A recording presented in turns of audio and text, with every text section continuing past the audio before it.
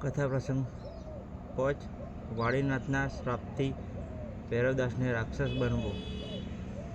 ભારતમાં પશ્ચિમ મરુક્ષેત્રમાં ભૈરવ નામનું વિખ્યાત દાનવ થયું, જેના ભયથી પશ્ચિમ મરુક્ષેત્રમાં આખો વિરાન થઈ ગયો।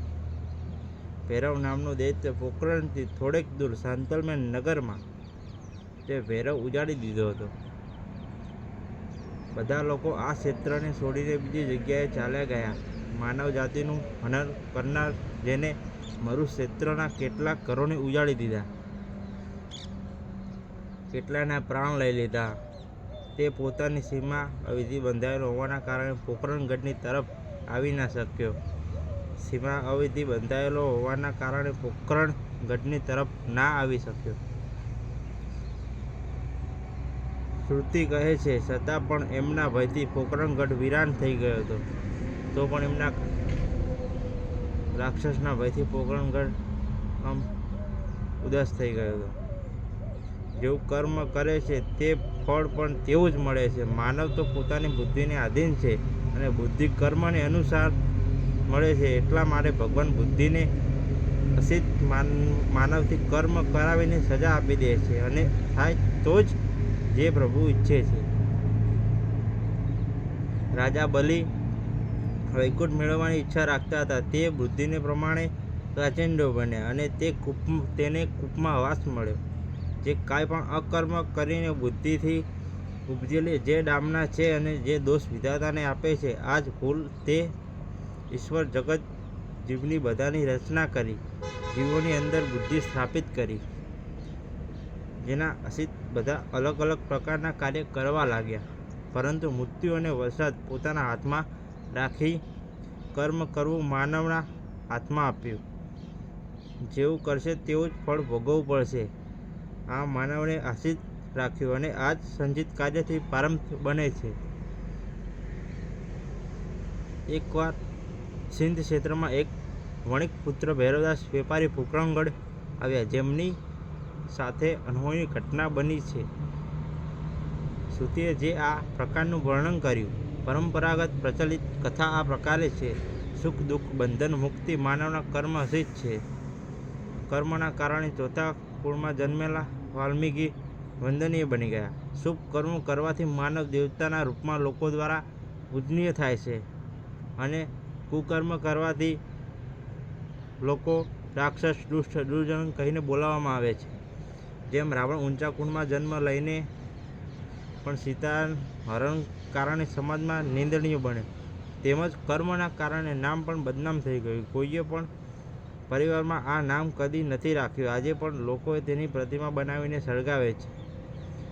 નામ એક તણખો બધું જ રાખ બનાવી દે છે। તેવી જ રીતે એક નીચ કર્મ માનવ જીવનને બરબાદ કરી દે।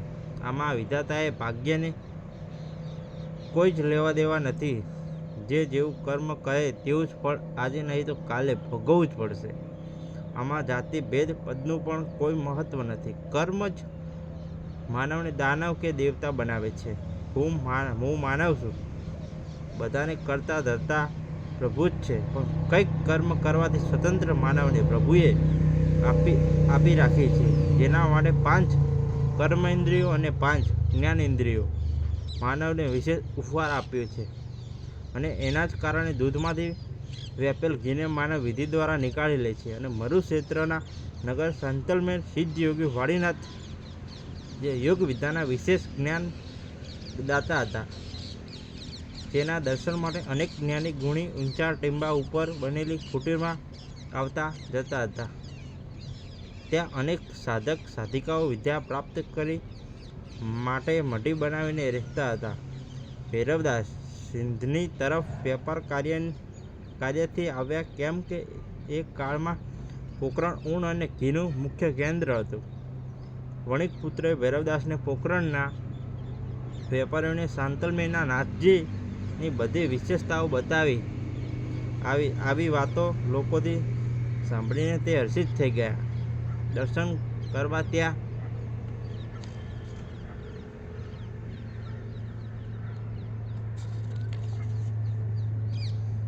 સાંતલમેન કુટીરમાં પહોંચ્યા, જ્યાં શ્રી નાથજી દૃષ્ટિપાત નાટક વિદ્યાના પ્રત્યક્ષ ચમત્કાર બતાવી રહ્યા હતા.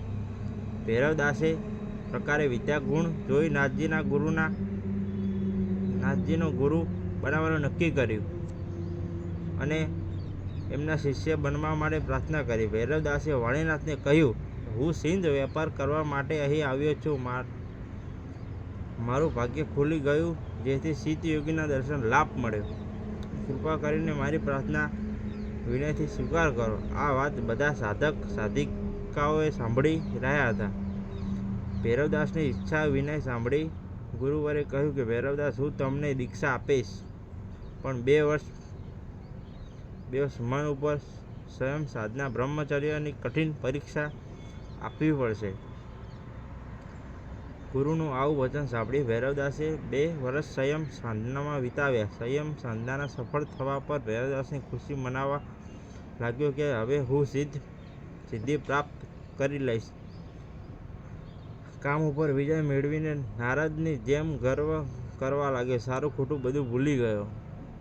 અહંકારનું ફળ ભગવાન આપે છે, જેની આગળ બધા લોકો પરાધીન છે. મનથી વિચારેલી વાત કોઈક ભાગ્યશાળીની જ પૂરી થાય છે. વિધાતાએ ખેલ કોઈ સમજી નથી શક્યો. ભૈરવદાસનું ગવિત થઈને પૂર્ણ શાંતલમાં આવીને વાળીનાથજીને કહેવા લાગ્યો કે હું કામ જીતી ગયો છું. આવું સાંભળીને વાળીનાથ પ્રસન્ન થઈ કહેવા લાગ્યા કે બેટા, હવે હું તને દીક્ષા આપીશ. કાલે પ્રાંત સાધિકાઓને સ્નાન કર્યા પછી તમે તળાવ ઉપર સાધકોને સાથે સ્નાન કરી અહીં આવજો. ભવિષ્યની કલ્પનામાં ડૂબેલો ભૈરવ વિચારવા લાગ્યો કે હું ઘણો બધો સિદ્ધ થઈ જઈશ. આવું વિચારતા તે સૂઈ ગયો. રાત જલ્દી ઉઠીને અંધારે નિત્ય કાર્યથી નિવૃત્ત થઈ તળાવ ઉપર પહોંચી ગયો. ત્યાં બધી સાધિકાઓ સ્નાન કરી રહી હતી. એમને પ્રાત ઉષાની લાલીમાં નાહતા શરીરને જોઈને ભૈરવદાસને કામાંત થઈ ગયો. સંયમ સાધનાનું બધું ભૂલી ગયો. તે ઝાડીમાં આડમાં ઊભેલી પાછળ રહેલી એકલી સાધિકાને જોઈને કુટિલતા રચવા લાગ્યો અને વિનાશકાળમાં વિવેક સાથ છોડી દે છે. વિનાશકાળે વિપરીત બુદ્ધિ નહીં કહેતા, વિનાશકાળે વિપરીત બુદ્ધિ. એકલી સાધિકાને અને વિરાન જગ્યા ત્યાં બીજું કોઈ જ નહીં હતું. એકલી સાધિકાને જોઈને ભૈરવને સંયમ ભંગ થયો. તે આત્મગ્લાનિ રોતા સાધિકાએ જઈને ગુરુવરને બધી વીતેલી ઘટના કહી. પોતાની સાથે થયેલી આ અત્યાચારનું દુઃખથી આત્મહત્યા કરવાની વાત નાથજીને રડતા કરી કે હે ગુરુવર, હવે હું સમાજને શું મોં બતાવીશ? આવા જીવનથી તો મરવું જ સારું છે. આ બહુ જ દુઃખદાયક ઘટના સાંભળીને વાળીનાથ બોલ્યા, દીકરી, તું મારી દ્રષ્ટિમાં ગંગાની જેમ પવિત્ર છે. હું અહલ્યાને કલંક લાગ્યું હતું તે પણ શુદ્ધ હતી. તેથી તો રાકેન્દ્રએ ચરણ સ્પર્શ કરીને તેમનું કલ્યાણ કર્યું. મારી નજરમાં તું હજી પણ ગંગાની જેમ જ છો. તારા આ ધૂણિત ભાવથી સત્યના બતાવતી પરાધીનમાં જે કર્મ થાય છે તે કર્મનો કરનાર સદાય અકર્તા જ કહેવાય છે. વૈદ રાજાજ્ઞા, ગુરુ આજ્ઞા, પરા ચિંતામાં કરેલા કર્મથી સદાય મુક્ત હોય છે. એ દીકરી, મારી દ્રષ્ટિમાં તું નિર્દોષ છે. ભૈરવને તે પોતાના કરેલા કર્મનું ફળ અવશ્ય મળશે. પાપીનો અંત એનું પાપ જ કરશે. પોતાના કરેલું કુકર્મ કરનારને ખાઈ જાય છે. તે દુષ્ટ ભૈરવ શ્રાપથી કદી બચી શકે નહીં. ગુણવંત કહે છે કે દુષ્ટનો સંગ તો એક ક્ષણ પણ મહાદુઃખદાયક હોય છે અને તે સ્વયં ડૂબતા સાથે વાળાને લઈને ડૂબે છે. આ તરફ સ્નાનની નિવૃત્ત થઈ કુટીરની તરફ આવતા ભૈરવદાસને નાથજીને જોયા. અનંત જોતા એમના આંખોમાં ક્રોધના જ્વાળા ઉમટી ઉઠ્યા અને એમણે પોતાના કમંડળના જળને હાથમાં લીધું અને ક્રોધ ભર્યા શબ્દોમાં બોલ્યા, દુષ્ટની સંગતથી તો સદાય અનિષ્ટ થાય છે. જેમ કાગડા ના થોડાક સંગથી હંસને પ્રાણ ખોવો પડ્યો. આ કથા પ્રકારે એકવાર ઉડતા હંસે ઝાડ પર બેઠેલા કાગડાને જોયો. પક્ષી ભાઈ વાળી વાત કહેવાને અનુસાર તે હંસ પણ તે કાગડાની પાસે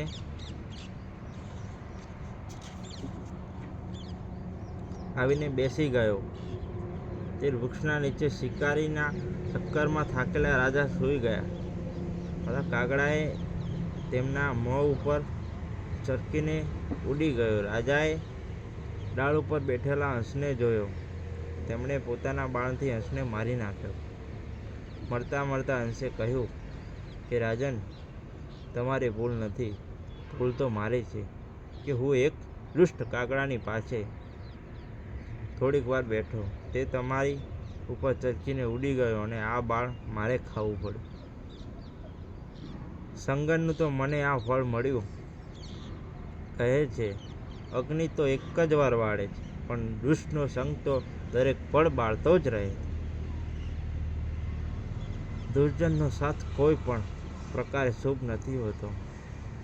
એમનો સંગ સદાય શાંતિ હરનારો હોય છે.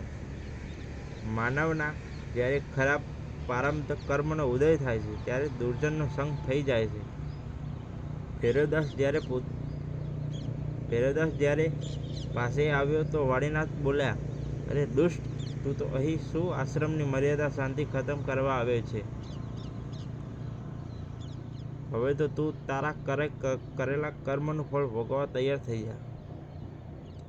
આમ બોલીને વાડીનાથ પોતાની અંજલિમાં જળ ભરીને સિદ્ધ શક્તિથી એમના ઉપર મંત્ર બોલ્યા અને શાપ શક્તિ એમાં નાખી અને તે મંત્રિત જળ ભૈરવના મોં ઉપર ફેંકી દીધું અને ક્રોધિત આ પ્રકારે બોલ્યા, હે ભૈરવ, તું શરીરથી માનવ છે, પણ કર્મ તારા દાનવના છે. એટલા માટે આજથી તું રાક્ષસ બની જશે. તો માનવ સમાજને યોગ્ય નથી.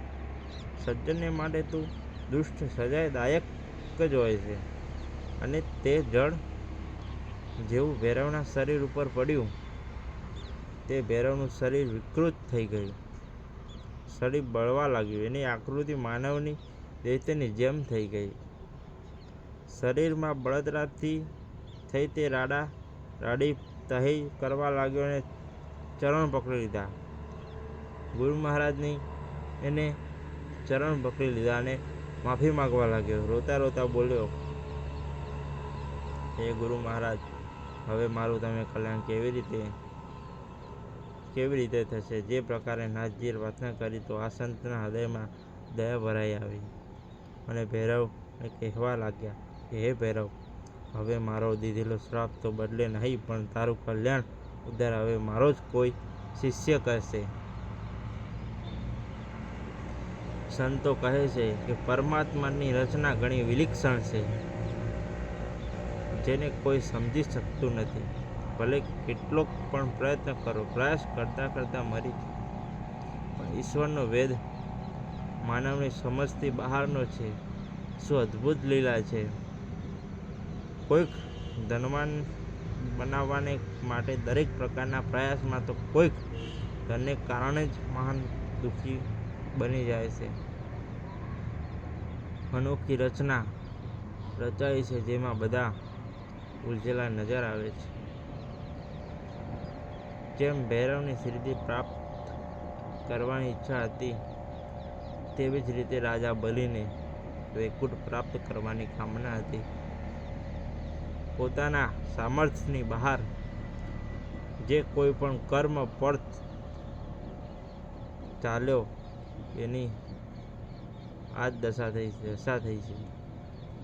મનનું ઈચ્છેલું મળી જાય એ બે ભાગ્ય વિના ઈચ્છાને આશિષ છે. માનવનું વિચારેલું રહી જાય છે અને ઈશ્વરનું ઈચ્છેલું થઈ જાય છે. જેમ તેલને આશ્રિત જીવો છે, તેવી જ રીતે આ શરીરને, પ્રાણોના અને આ મુખ્ય ભૂલને સુધારી લે તેની વાત અનુકૂળ બની જાય છે. માનવને કેટલાક કાર્યો માટે પ્રભુએ સ્વતંત્ર રાખ્યો છે, બાકી બધું એમના એમ આધીન રાખ્યું છે. આપણને ઇન્દ્રિયો કર્મ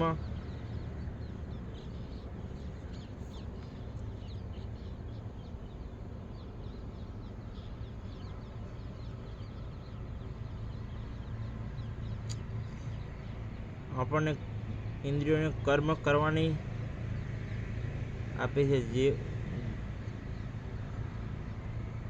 જેવું જે કરે ફળ તો તેવું જ મળે. આપણને બુદ્ધિ નિર્ણય વિચારી પ્રભુએ વિશેષ ઉપહાર આપે છે, જેનાથી પોતાના હિત અને હિત અહિતનો વિચાર કરીને પોતાના યોગ્યતા અનુસાર કર્મ કરે. અને કેટલાક કાર્ય માનવના સ્વયં હાથને જે પોતાના સ્વયં હાથવાળું કાર્ય આપણને અનુચિત કરી પશ્ચાત કરાવવો પડશે, પણ આ બીજા વિધિને સમજવું છે કે ગુણ અને દોષ બધાના અંદર છે. ભક્તિ અને વિધાતાના સંગ કપટ વ્યવહાર થશે તો એનું પતન નિશ્ચિત છે. અંતમાં પશ્ચાતાપ કરવાનો જ છે. બલિએ બધાને પોતાના આધીન કરવા અને વૈકુંઠ પ્રાપ્તિ યજ્ઞાનુષ્ઠાન કર્યું, જેના અંત શું થયો બધા જાણે છે.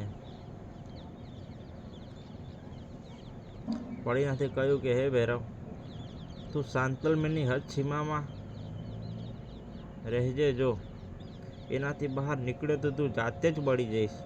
આ વાત સાંભળીને ભૈરવ વિચાર કર્યો અને તે વિશાળ દેહ દાનવ ઉઠીને આશ્રમમાં ઉપદ્રવ કરવા લાગ્યો. કેટલાક સાધક સાધિકોએ મારી નાખ્યા. થોડાક સાધક પોતાના પ્રાણ બચાવવા ત્યાંથી દોડે પડ્યા. આખા આશ્રમમાં તહીમામ મચી ગયો. ભૈરવ દોડી રહ્યો અને અનેક સાધકોના પ્રાણ લઈ લીધા. એવા ઉત્પાત કર્યો કે નગરની ક્ષેત્રના આસપાસ ગામોની ભૂમિ ઉજળ વિરાજ બળી નાખી.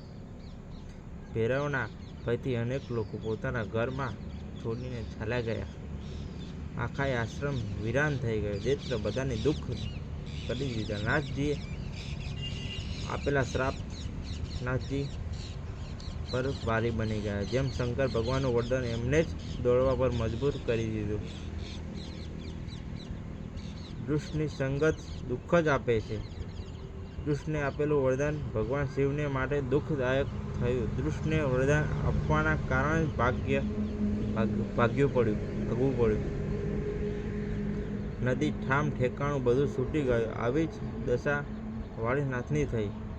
આખોય આશ્રમ વિરાન થઈ ગયો. ફરી હરજી કહેવા લાગ્યો કે હે રાજા, આ પ્રકારે માનવો જ દાનવ અને માનવના દેવતા અને પ્રેત દિશા પીરતું બધું માનવ કર્મોથી જ આ પદ મળે છે. આ પ્રકારે ભૈરવદાસને કુકર્મોએ ભૈરવને રાક્ષસ બનાવી દીધો. સ્વયં વીતતો ગયો અને મહારાજ કુંવરને હવે કંઈક મોટો થઈ ગયા. રાજા રાણી એમને વિદ્યાવાન કરવાની ચર્ચા કરવા લાગ્યા. જેમ કૃષ્ણ અવતારમાં સંદીપની ગુરુના આશ્રમે વિદ્યા મેળવવા ગયા, તેવી જ રીતે શ્રી હરિ રામદેવ રૂપમાં ભૂદેવ સંગાણીજીના વિદ્યા આશ્રમમાં વિદ્યા મેળવવા ગયા. સંધ્યાકાળમાં સમયે મહારાજ અજમલજીએ બે રાજકુંવરોને પોતાની પાસે બેસાડીને વિદ્યાનું મહત્વ સમજાવવા લાગ્યા કે અહીં વિદ્યા વિના આખો વર્ષ છતાં પણ માનવ આંધળો સમાન જ ગણાય છે.